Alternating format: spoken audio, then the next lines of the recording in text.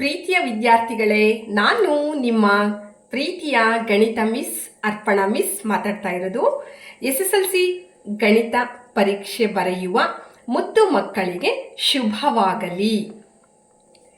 ಥೇಲ್ಸ್ಗೆ ವಂದಿಸುತ್ತಾ ವೃತ್ತ ತ್ರಿಭುಜಗಳಿಗೆ ಗೆರೆಗಳಿಂದ ನಮಸ್ಕರಿಸಿ ಸಮಾಂತರ ಶ್ರೇಣಿಯ ಕೊನೆಯ ಪದವನ್ನು ನೆನೆದು ವರ್ಗ ಸಮೀಕರಣದ ಶೋಧಕವನ್ನು ಶೋಧಿಸಿ ಬಹುಪದೋಕ್ತಿಯ ಶೂನ್ಯತೆಗಳ ಮೊತ್ತ ಮತ್ತು ಗುಣಲಬ್ಧವನ್ನು ಲೆಕ್ಕಿಸಿ ಪರೀಕ್ಷೆ ಎಂಬ ಫಲಿತಾಂಶದ ಸರಾಸರಿ ಮಧ್ಯಾಂಕ ಬಹುಲಕ ಉತ್ತಮವಾಗಿರಲಿ ಎಂದು ಗ್ರಾಫ್ಗೆ 2 ಗೆರೆಗಳಿಂದ ಅಲಂಕರಿಸಿ ಅಭಾಗಲಬ್ಧ ಸಂಖ್ಯೆ ಅದ್ಭುತ ಯಶಸ್ಸು ನೀಡಲಿ ಎಂದು ತ್ರಿಕೋನಮಿತಿಗೆ ಶಿರಸಾಷ್ಟಾಂಗ ನಮಸ್ಕಾರ ಮಾಡಿ ಸಿಲಿಂಡರ್, ಶಂಕು, ಗೋಳಗಳೇ ನಮ್ಮ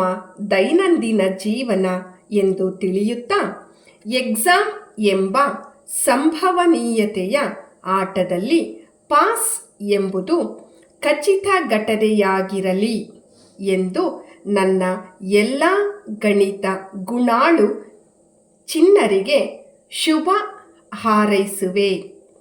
ಪ್ರೀತಿಯಿಂದ ನಿಮ್ಮ ಗಣಿತ ಮಿಸ್ ಅರ್ಪಣಾ ಮಿಸ್. ಪ್ರೀತಿಯ ವಿದ್ಯಾರ್ಥಿಗಳೇ, ಮತ್ತೊಮ್ಮೆ ನಿಮ್ಮೆಲ್ಲರಿಗೂ ಶುಭವಾಗಲಿ ಎಂದು ಹಾರೈಸುತ್ತೇನೆ. ಎಲ್ಲರಿಗೂ ಆಲ್ ದ ಬೆಸ್ಟ್.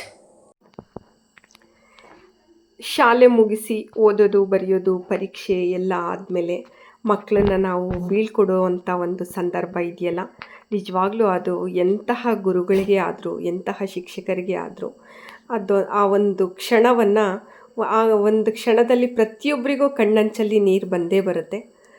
ಏನೇ ಆದರೂ ಮಕ್ಕಳು ಅವ್ರು ಎಷ್ಟೇ ತಪ್ಪು ಮಾಡಲಿ, ಎಷ್ಟೇ ಸರಿ ಮಾಡಿದರೂ ಸಹ ಅವರು ಮಕ್ಕಳು ನಮ್ಮ ಪ್ರೀತಿಯ ಮಕ್ಕಳು.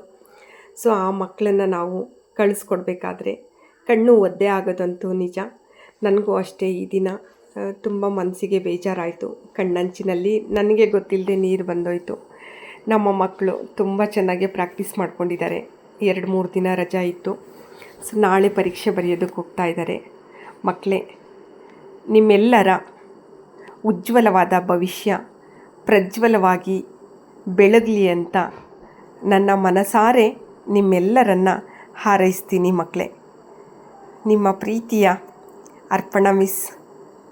ಆ ಒಂದು ನಗು ಸದಾ ನಿಮಗೋಸ್ಕರ ಯಾವಾಗಲೂ ಕಾಯ್ತಾ ಇರುತ್ತೆ. ನಿಮ್ಮ ಸುಂದರ ಭವಿಷ್ಯವನ್ನು ಚೆನ್ನಾಗಿ ಕಟ್ಕೊಳ್ಳಿ ಅಂತ ಹೇಳಿ